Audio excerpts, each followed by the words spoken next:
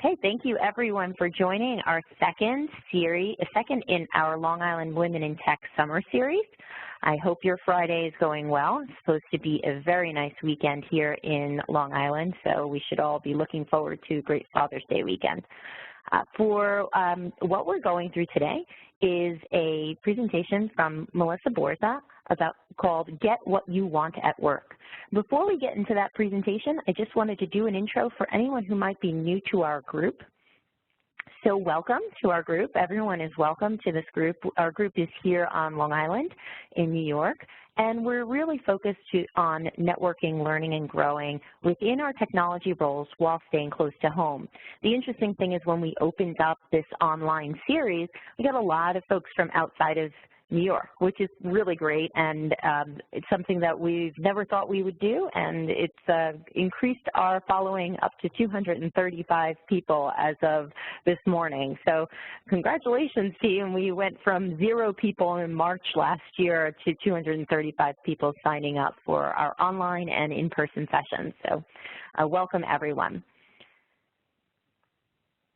So I wanted to address this up front. I know that you've all seen tons of emails from me in the past week, and I want to apologize in advance. There are some challenges. Meetup is kicking us out. I obviously violated their code of conduct, which meant I put up an online meeting on their Meetup site. They don't like that. Something I must have missed when I paid for the subscription. They are going to delete our Meetup group as of this Saturday. So in the meantime, I threw together a website, I threw together a mailing list, and I got together to make sure that these online sessions continue. So for those of you who didn't know this, please go to liwomenintech.com and click the Join Us link. You'll get on my mailing list, and I will organize the meetings going forward a lot more simply. Apologies for all the spam messages. I was just trying to make sure everyone got the information they needed when they needed it. We still have our Facebook and LinkedIn groups as well, so I'll continue to communicate through those groups. But the best way to get in touch is liwomenintech.com, and we even have our own email address, liwomenintech@gmail.com. So that's all I wanted to say today, and I'm going to hand off to Melissa now. So Melissa Borza is our presenter today. I'm really happy to have her. She's a really great friend of mine, somebody I enjoy working with for many years. Melissa is a writer turned technologist who has worked in enterprise software for many years. She's got some great best practices, some great ideas, things she's experienced. The one cool thing I think about Melissa is that she's actually writing a novel right now, and it's focused on engaging young girls in the subjects of STEM. So I can't wait till the novel comes out and I can read it with my daughters. So I hope all of you take a look at that when it does come out, and keep following Melissa on LinkedIn. Melissa, welcome, and I'm going to kick over to you. Well, good afternoon, and thank you, Stefana, and thanks to everyone who's joining me. I hope you all have a delicious lunch while you're enjoying your lunch. So as Stefana mentioned, my name is Melissa Borza. I'm going to jump right in and tell you a little bit about myself. So as Stefana said, I've been in enterprise technology for a good long time, but before that, long before that, I was a journalist. And I've spent a lot of my time in the last decade really focusing on leadership and what it takes to be a leader. And as she mentioned, I am writing a book. So I am turning all of my energies right now to writing a series to help engage young girls in science, technology, engineering, and math. A little personal story about myself. I have 3 boys, ages 11, 14, and 17. I think they are the perfect training ground for leadership.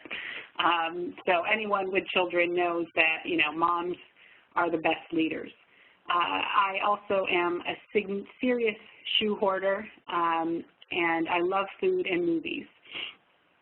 You can follow me on Twitter, and I do blog on sharpheels.com. And in fact, some of what I'm going to talk about today is influence management.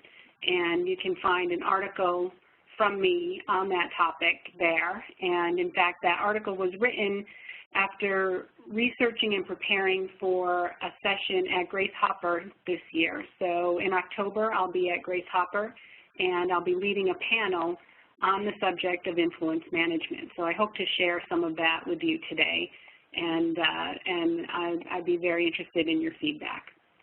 But really, what I want to talk to you today about is getting what you want when you want it. So let me tell you a little bit about the spark that led me to develop this presentation. A few years back, you may recall a conversation that came out of Grace Hopper, where one CEO, and I won't name names, but everyone knows him, set off a hailstorm with his remarks about karma as the reward for doing good work, and you know, letting the universe respond versus asking for raises and taking things, you know, being assertive and making things happen on your own behalf. So those comments really kicked off a debate that has continued till today. So we all find ourselves in this position of asking whether good work is its own reward, and if not, why not? And if so, is that all there is? And, you know, what more could there be to that? In fact, I'm sure you've thought about this for your own work life. Do you know how you've gotten where you are and where you want to get to? You know, should we be letting karma take care of us, or do we need to put intention and direction behind our actions?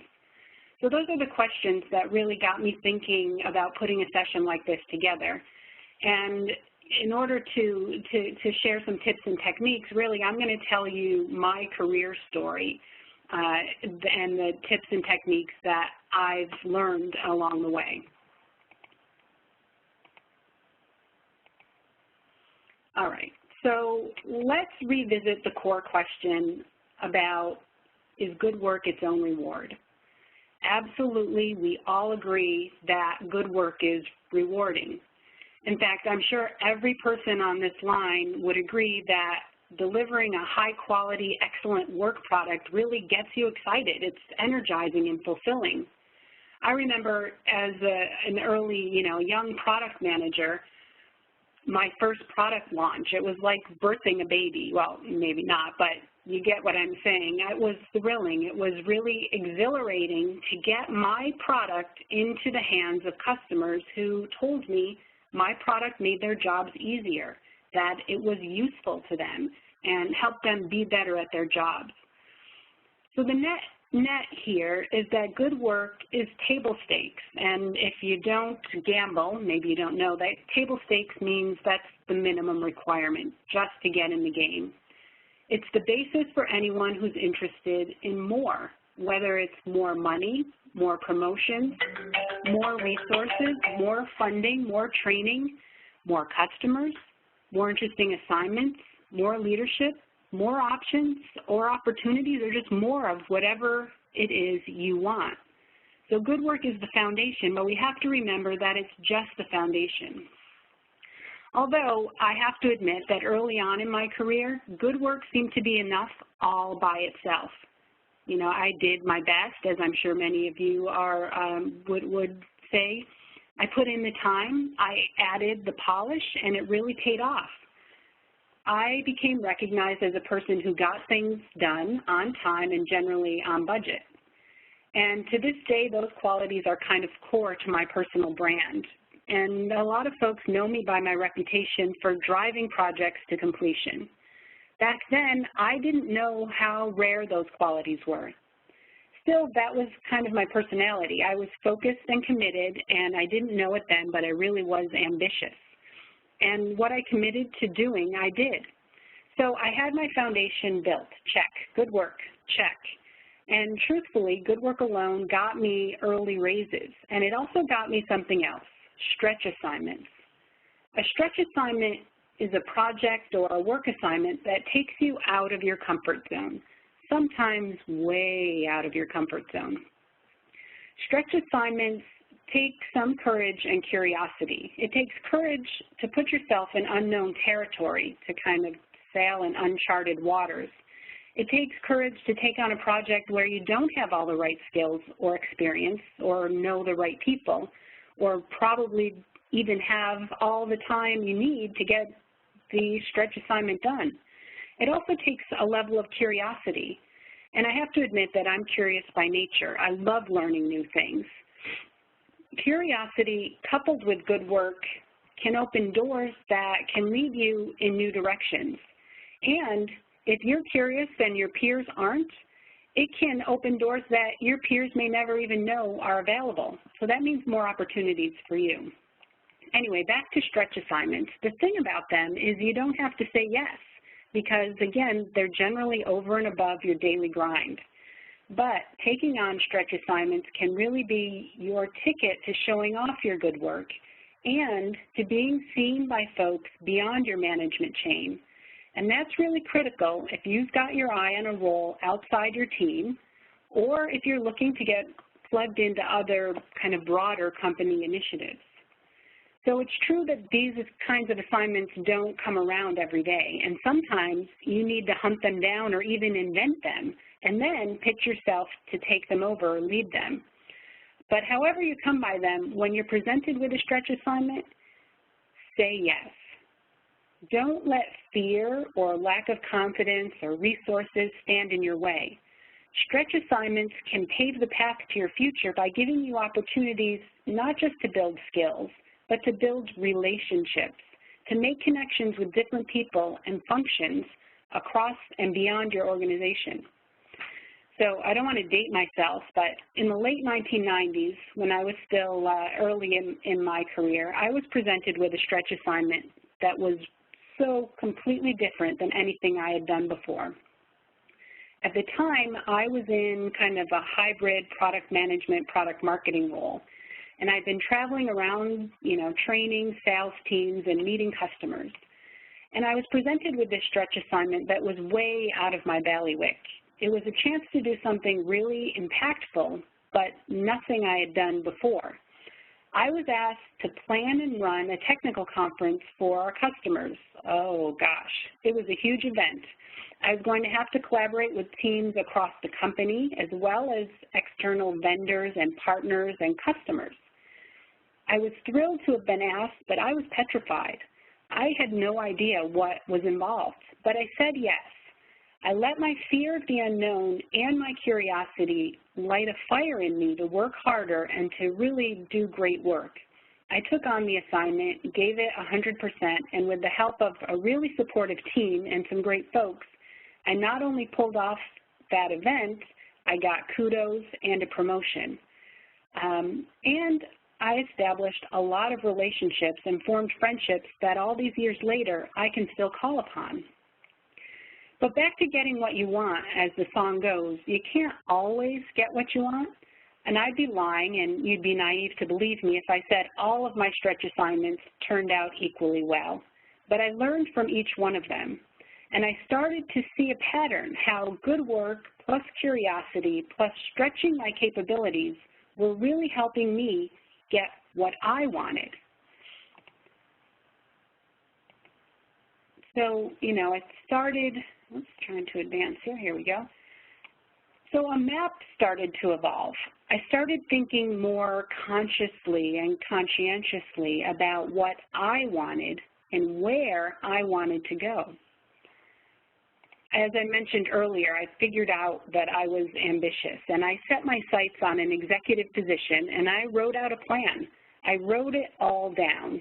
I detailed what I needed to do to get where I wanted to go, and I thought about how long it should take to accomplish each step. I know, type A, and I'm sure many of you share that characteristic. But I thought about what were my goals, who were the people that I needed to know, and how could I go about meeting them. I also thought about skills that I was missing or what I was weak on, and the tools that I needed to learn or use. And I set about filling in those gaps, but I forgot one thing, and this is a biggie. I forgot to tell anyone else. I hadn't really developed my own voice.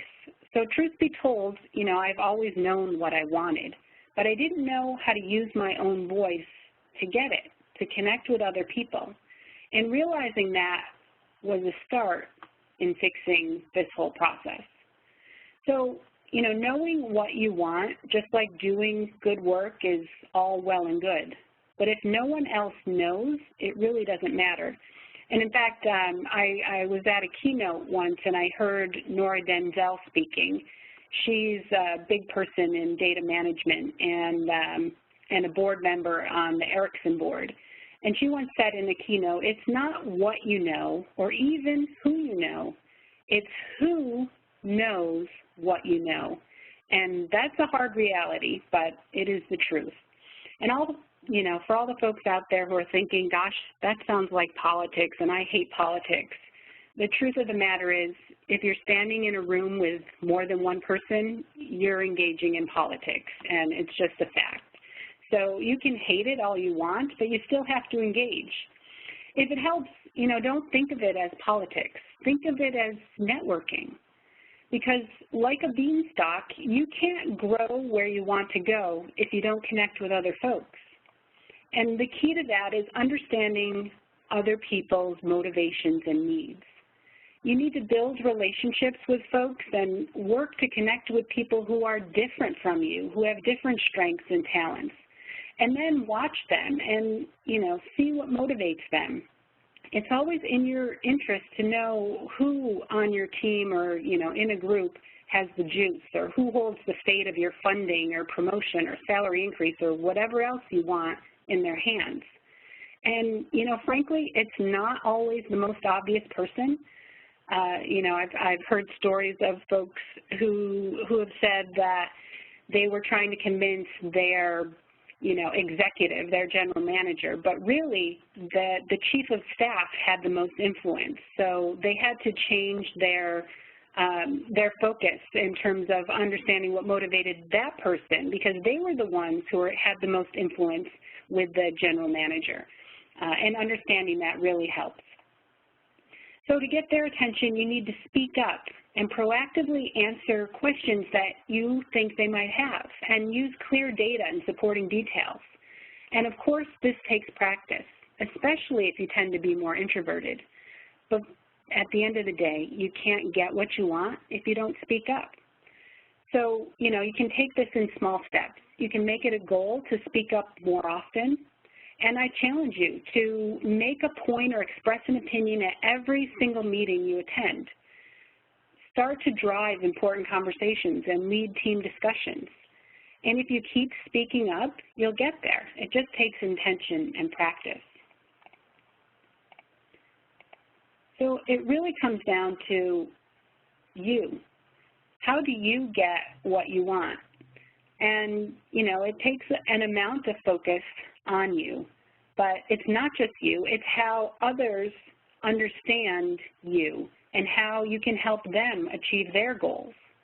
Getting what you want often means helping others to get what they want too. A few years back, I took over a transformation project that had been underway for nearly a decade. Every time it failed, the leadership team rotated seats and tried to push it through again. Each time, they were articulating the value for the company or a specific department or one function, or invoking the just do it because I said so mantra that doesn't really lift up your teams.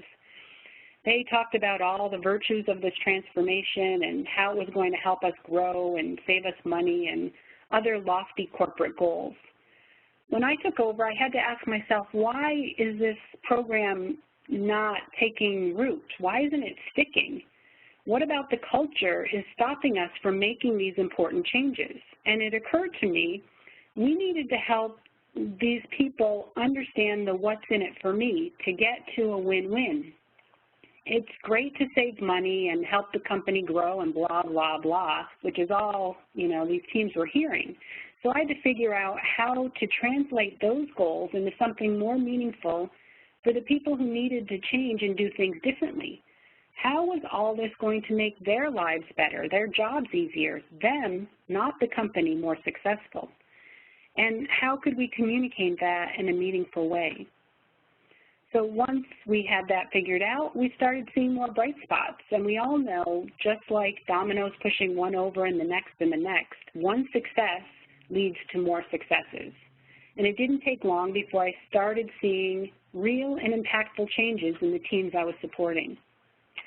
To drive success, I had to look at more than just the tip of the iceberg. And you, too, need to look below the surface and find the root cause and always look for the win-win. What's in it for that other person? You know, be deep and be brilliant. Take your own good work and make it great. Take on those stretch assignments, find your voice, and promote your wins and the successes of your peers and your teams.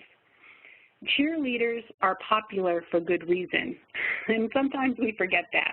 Cheerleaders can be brilliant too.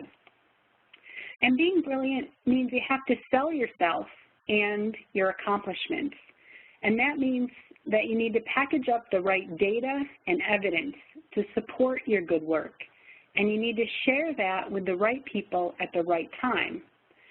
And I have to comment that we always need to bring our authentic selves. You need to be true to you. And you don't need to compromise your values to get what you want. As Shakespeare wrote in Hamlet, this above all, to thine own self be true. And I found that being honest and engaging and professional leads to the best possible outcomes. And that means you have to be a grown-up too. Here's a picture of me. I think I was maybe 4 or 5, and my brother is just a year behind me. When I was 5, my mom worked from home as a hairdresser, and I watched her cut people's hair on the back porch every day. It looked easy. So I decided to give it a try on the perfect guinea pig, my 4-year-old brother. As you can imagine, it was quite a hack job, and even at 5, I knew I was going to be in trouble. I scooped up all the hair and I put it in a Tupperware container, and I hid myself in the Tupperware under the dining room table. Well, it didn't take long for that one bad decision to come back and bite me. My mom, keen on impactful lessons, turned the tables on me, and my punishment was to let my baby brother cut my hair. So, lesson learned. But the point is, you can't hide in these situations. You need to own your mistakes as well as your victories. And you need to be a grown-up, right? Don't hide under the table. We have to face unpleasant realities head-on, and absolutely no one likes to deliver bad news. Worse, no one likes admitting having made a mistake. But it's always best to put the fire out as soon as it starts, really to minimize the damage. So when you present the downside or any negative news or share that you've made a mistake, always pair that with a proposed solution. And the reason you need to do that is you don't want to be labeled as a complainer, because that's the title of someone who never gets what they want. All right, remember my roadmap? In due time, the stars aligned, and I found myself in the perfect position to ask for a role that I had spent years working towards. In my mind, I was fully qualified. I knew all the players in the game. I had built up my skills and my resume. I had the experience needed, and there was an open executive position. I set a meeting, presented my case, and then I asked the general manager for the role. To my surprise and my shock, he told me that to get an executive role like vice president, I needed an executive sponsor. A what? That advice was a gift that I nearly tossed out with the trash.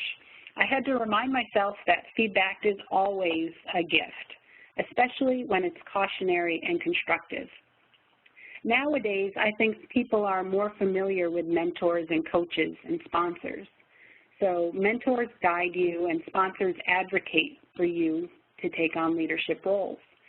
Back then, I was really clueless about the idea of a sponsor, and I was frankly outraged that my skills and my qualifications and my trail of good work, my kudos for going above and beyond just weren't enough.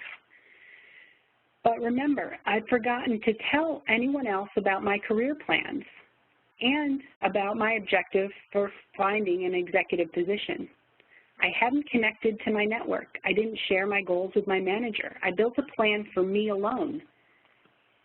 Anyway, back to that meeting. In my haze of disappointment, I left in a hurry to find out all I needed to know about attracting a sponsor. It was a key ingredient to getting what I wanted. So the lesson here really is connect with your network inside and outside of the office to guide you on your path. And this Long Island Women in Tech group is an awesome place to do that. So before I share kind of the ultimate secret for getting what you want, I want to talk a little bit more about building and exerting influence. There's, if you have a chance to read my article, there I talk about different building blocks. And women in general are good at these, right? So if you get teams together and lead them and help drive decisions, that's collaboration. Sharing messages across teams and making sure that everyone on a team is heard is communication. Getting folks to the win-win, building consensus, is another important action towards exerting influence. And the last one is trickier, right? A lot of us feel like if we don't have authority, if we're not the boss, we can't make decisions or drive decisions. But there's this concept of acting as if, right? Taking on a leadership role and being the leader that you want to be, assuming the authority, whether or not it's been granted to you. And there are some specific tactics that we can take to help us build and exert influence. I've highlighted ones that tend to come easier for many folks. First, there's this idea of rational persuasion, and this is the art of the argument, right? Having logical arguments with all of your facts and figures and supporting data and presenting that in a meaningful way. An inspirational appeal. Now, if you're a great speaker, sometimes this comes very naturally. You can arouse enthusiasm by appealing to people's values and ideals and hopes and dreams. It's a little more challenging if you tend to be introverted. Then there's the consultation.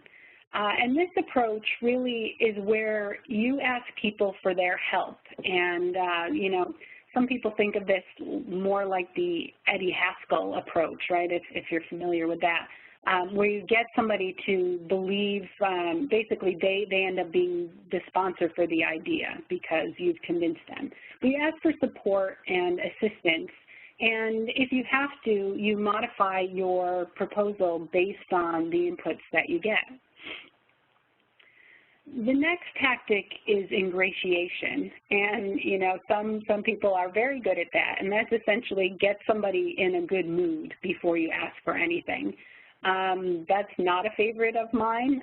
Some people might, you know, put brown nosing in that category, but if it works, you know, it is a tactic that's available. Then there's this idea of exchange, and this is something that many of us are good at as well. And this is, you know, quid pro quo. So for, you know, trading help, you need help in an area and someone else needs help in another area. If you think about our government system and how laws are passed, it really oftentimes comes down to an exchange of support. I'll support your bill if you support mine. Then there's the personal appeal, asking friends, you know, appealing to feelings of loyalty and friendship to get things done. With a coalition, this is where you're asking other folks to use their influence to support you. So basically using other people's, you know, power. Sometimes this can come off as coercive, and, you know, again, it's not one of my favorite. Another tactic is legitimating, and here's where you claim to have authority, or maybe you use somebody else's name. Well, you know, the CEO said we have to get X, Y, Z done. Or maybe you just refer to, well, this is in the rules, or this is our company policy. So, you know, you drive people to do things based on that. And probably my least favorite of all is this, the tactic of pressure. So where you're, you know, using threats or, you know, persistent reminders to get folks to take action in the direction that you want. So these are the actions and tactics associated with building influence. And it's important that you think about them and how you can leverage each of them to get what you want at appropriate times. Because while there are some that I like less than others, there probably is a time and place when it would be appropriate to use them. So I really want you to understand that getting what you want when you want it is quite simple. Let's do a thought exercise, though, before we really reveal the secret, though it's right here on the slide. I want you to take a minute and think about what you want at work. Have you thought about it before now? Have you taken any time at all to chart your course and engage with your network? Do you have a plan? Do you have you shared that plan with your network? If you all wouldn't mind, I think it would be a helpful exercise at the end of this call, maybe to sit down and write down 2 or 3 big career goals or goals you have for your current job. And then spend some time this weekend, maybe, you know, with a glass of wine, and think about what you need to do to get there from here. So, you know, back to work. So whether it's at work or home or school, we all need to build our networks and connect with them regularly. We need to ask for help and give it. In fact, I've heard it said that we have 2 hands, one to help ourselves and one to help others. So I challenge you all to raise your hands to volunteer, to help others, and to reach down behind you or below you to help others up. I challenge you to find and use your own voice in support of yourselves and your network. And I want you to remember that good work is table stakes, right? It's a foundation, but alone, good work may not be enough to get you what you want when you want it. And before you can ever get what you want, you have to know what that is, and then do great work in support of it. Remember, again, it comes down to relationships, connecting with your network. So I challenge you to ask the right person at the right time for what you want, and you'll be amazed. You'll see that you can get what you want when you want it. So that's the secret. It's simple, really. Know what you want and ask for it. Engage your network and use your influence to get it. So, Stefan, I think we have some time. If folks have questions, I'm happy to answer them, or we can have a conversation. Yeah, I love your comment there, drink wine and get a promotion. Perfect. Yes, that was what I took from your presentation. No, I think this is great, Melissa. I really appreciate you putting this all together and getting us up to speed. We got a comment from Tina, who's on the line. The session comes at a perfect time. I had a trying week at work, and this message is just what I needed to take my control of my confidence. So thank you, and I would definitely like to open it up for questions. Anyone who has a question can use the chat bar on the right side of your screen, or the alternative is to ask an audio question. Everyone can unmute their line. I actually will unmute everyone's line now, so just letting everyone know if you have any background noise, just, you know, prepare for that. But give me 1 second and I'll unmute everyone's line so you can ask Melissa questions verbally. So I see there's a question from Amber while you're doing that about, you know, what do you do when people are intimidated when you're taking on stretch assignments, or, you know, maybe tie your hands. The leader has unmuted your line. Tie your hands and make it more challenging to do stretch assignments. And Amber, I absolutely am familiar with this, right? People don't want you to be powerful and don't want you to exert your influence because they feel like that detracts from them.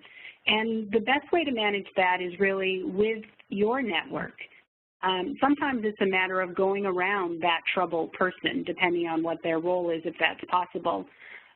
Otherwise, you know, the best strategy that I've had when somebody must be included, they're a critical part, but they do feel they're intimidated by your ambition and interest in these kinds of stretch assignments, is to engage with them and to you know, have a frank and candid conversation. Hey, you know, I really need your support. This is important to me, and I know that together we can achieve this. So, you know, working with your network to go around that person, or engaging them directly to get their support and asking them directly for what you need. And if there's a situation where they're like, well, I want to see you fail, then you have an opportunity to, you know, go to their manager and explain the situation as well. Are there other questions? Everyone, your lines are unmuted, so you can ask questions to Melissa directly. Or alternatively in the chat.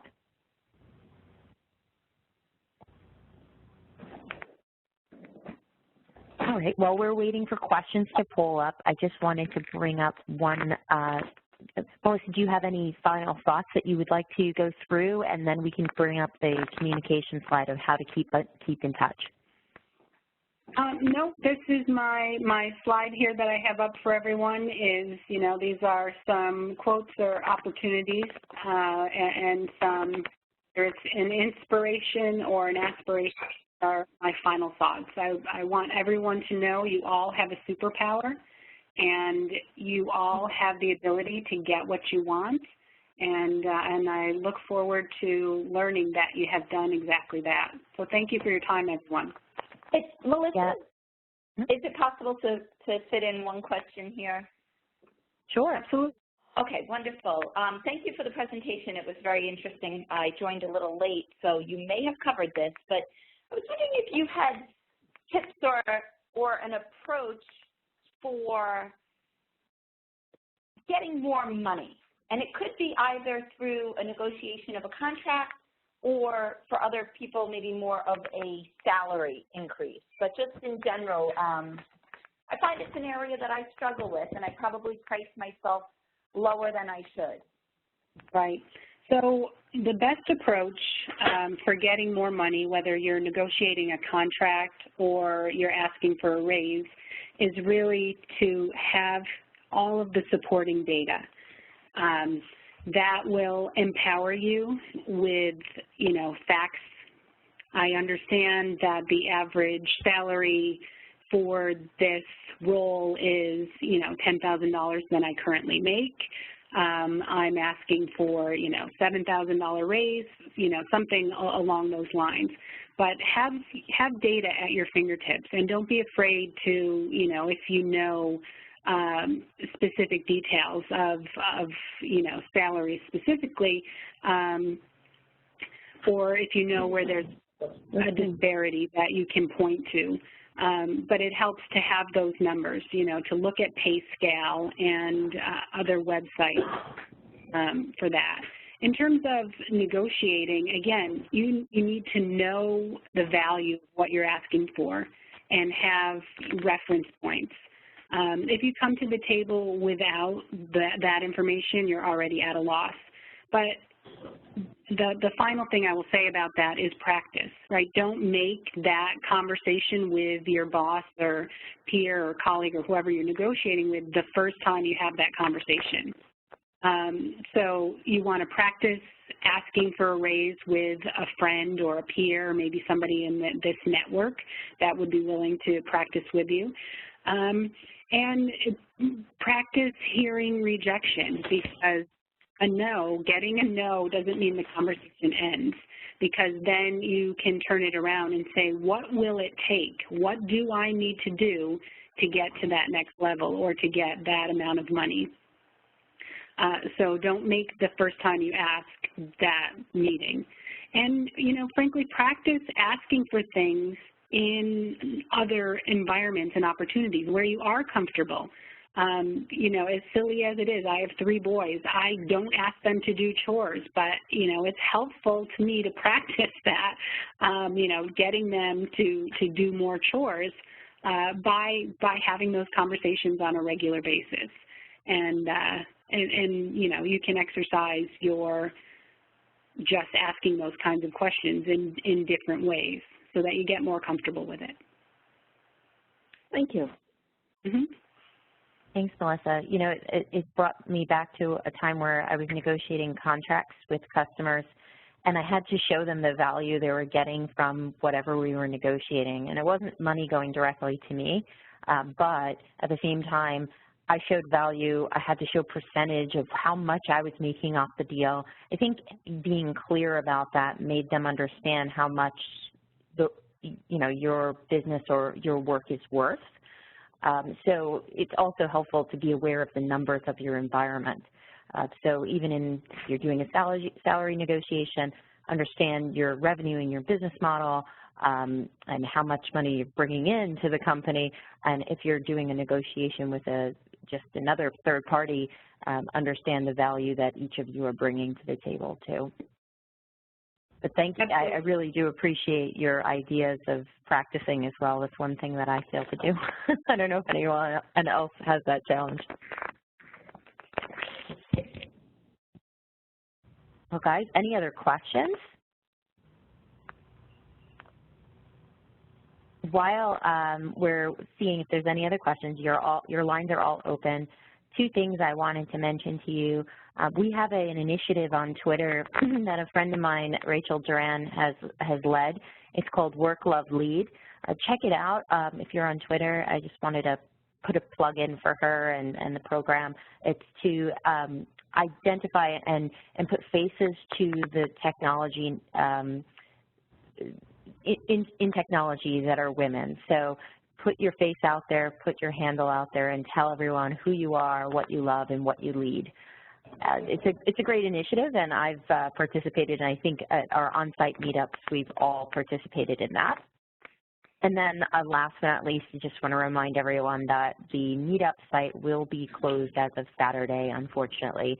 So please join us at LIWomenInTech.com for future invitations and those online and in-person events.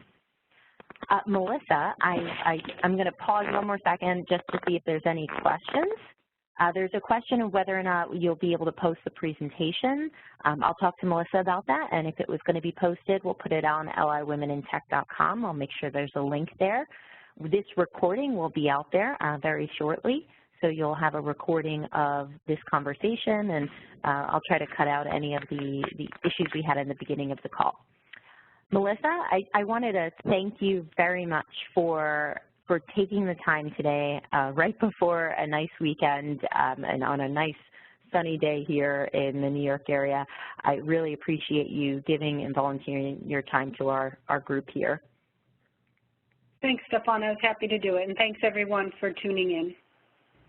All right. Well, everyone, we'll be in touch. So the next session is next week, and it is about your social profile. So check it out on LIWomenInTech.com. Have a great day. Thank you. Thank you. Bye-bye.